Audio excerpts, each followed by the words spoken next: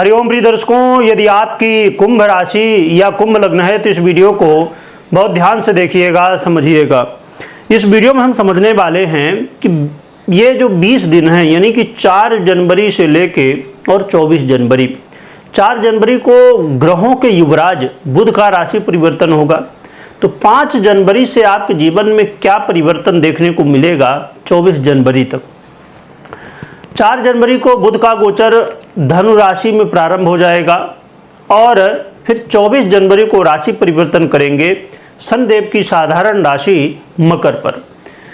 तो देखा जाए तो बुध महाराज आपके लिए आपके पंचमेश हैं और आपके अष्टमेश भी हैं।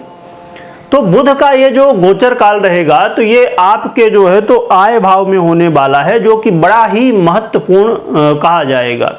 तो बुध का ये गोचर आपके जीवन में क्या परिवर्तन लाएगा, क्योंकि बुध इस समय ना तो कोई ग्रह से दृष्ट है ना युत है। ये अच्छी बात है। इससे क्या है कि आपको जो बुध का प्रभाव है वो पूर्ण रूप से देखने को मिलेगा। नहीं तो अन्य ग्रहों की युति या दृष्टि या अन्य संबंध बनते हैं, इससे कहीं ना कहीं उन ग्रहों का भी प्रभाव देखने को मिल जाता है।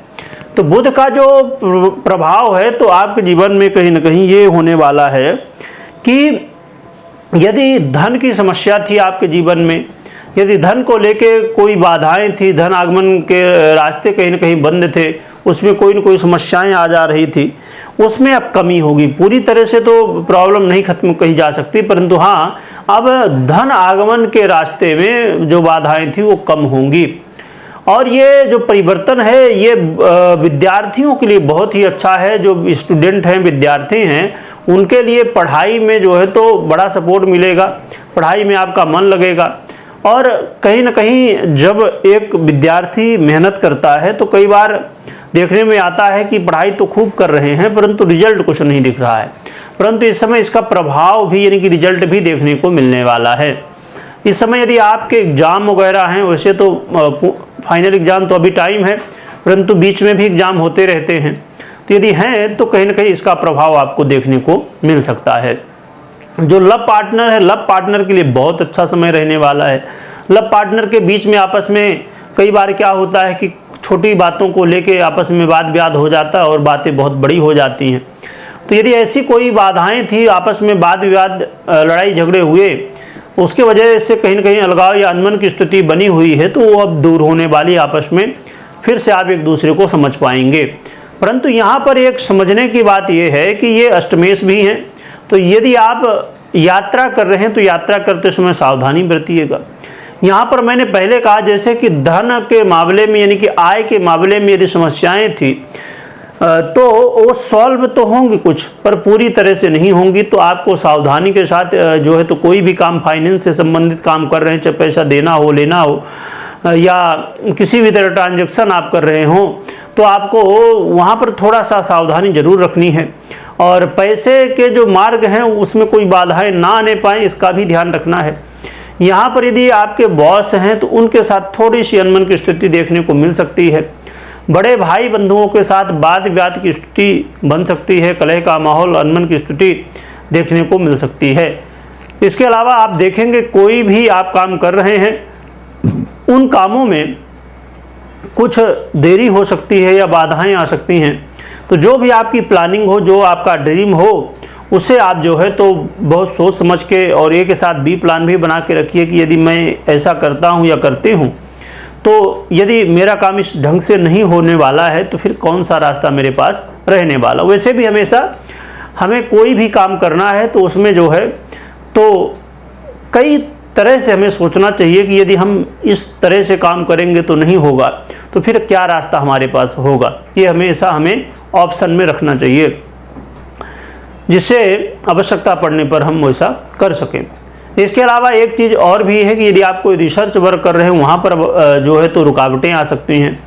आप विदेश में रहते हैं तो वहाँ पर समस्याएं आपको देखने को मिल सकती हैं। आउट ऑफ इंडिया आप यदि रहते हैं, वहाँ पर समस्याएं देखने को मिल सकती हैं। इसके अलावा आप जो है तो गाड़ी वाहन यदि जैसे मैंने पहले बताया चला रहे हैं, चाहे छोटी यात्रा हो चाहे बड़ी यात्रा हो, तो उसमें सावधानी बरतिएगा।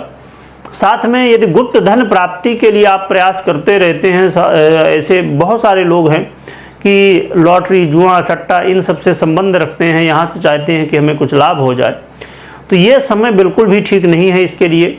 इस समय बिल्कुल सावधानी आपको बरतने की आवश्यकता होगी, जो कि बहुत ही कम ऐसे चांस होंगे जिन्हें बेनिफिट हो, क्योंकि बुध एक तरफ से बेनिफिट देने की कोशिश करेंगे परंतु दूसरी तरफ रुकावटें भी होंगी। तो कई बार ऐसा हो सकता ज़रूर कि जैसे समझिए कि आपने कई बार प्रयास किया तो एक बार सफलता मिल जाए, पर कई बार जो है तो असफलता मिली, तो फिर उसका कोई मतलब सफलता का रह नहीं जाता है। इसलिए ज़्यादा अच्छा ये है कि आप सावधानी रखें, इन सब चीज़ों से थोड़ी दूर रहें तो ज़्यादा बेहतर है। देखा जाए तो ये जो बुध का परिवर्तन है कुछ लाभ भी दे रहा, कुछ समस्याएं भी दे रहा, 50-50 की स्थिति रहने वाली है। सबसे महत्वपूर्ण ये है कि हर एक व्यक्ति आज के समय में, या हमेशा और आज के समय में और भी ज़्यादा चीज़ें हो चुकी हैं कि लोग यात्रा करते हैं, कहीं ना कहीं यहाँ वहाँ आना जाना लगा ही रहता है लोगों का। तो इसमें सबसे ज़्यादा समस्याएं देखने को मिल सकती है, तो आप थोड़ा सा सावधानी बरतिएगा, ये चीज़ थोड़ी प्रॉब्लम क्रिएट कर सकती है।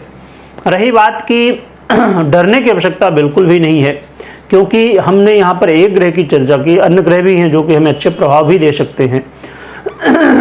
और यदि आपकी जन्म कुंडली में बुध की स्थिति बहुत अच्छी है, दशाएं आपको सपोर्ट कर रही हैं, तो आपको अच्छे प्रभाव भी मिल सकते हैं समस्याओं की जगह।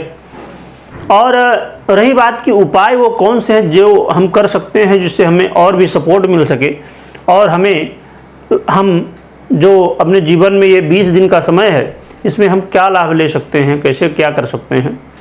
तो इसके लिए जो है तो आपको प्रयास करना चाहिए भगवान भोलेनाथ की आराधना करने के लिए। भगवान भोलेनाथ की आराधना उनके शिव परिवार के साथ में करिए, यानी कि भगवान गणपति और माता पार्वती, कार्तिकेय जी सभी के साथ में, है ना, पूरा परिवार शिव परिवार। तो पूरे शिव परिवार की आराधना आप करिए, इससे आपको अच्छे परिणाम देखने को मिलेंगे। गणेश जी को विशेष रूप से दुर्वा और शिव जी को बेलपत्र अवश्य चढ़ाइए, इससे आपको और भी बेहतर रिजल्ट देखने को मिलेंगे।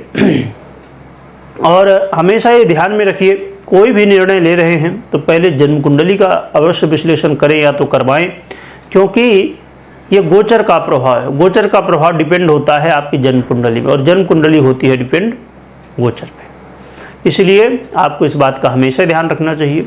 कमेंट में ओम नमः शिवाय लिखिएगा, लिखने के साथ स्मरण करिएगा। वीडियो देखने के लिए बहुत बहुत धन्यवाद।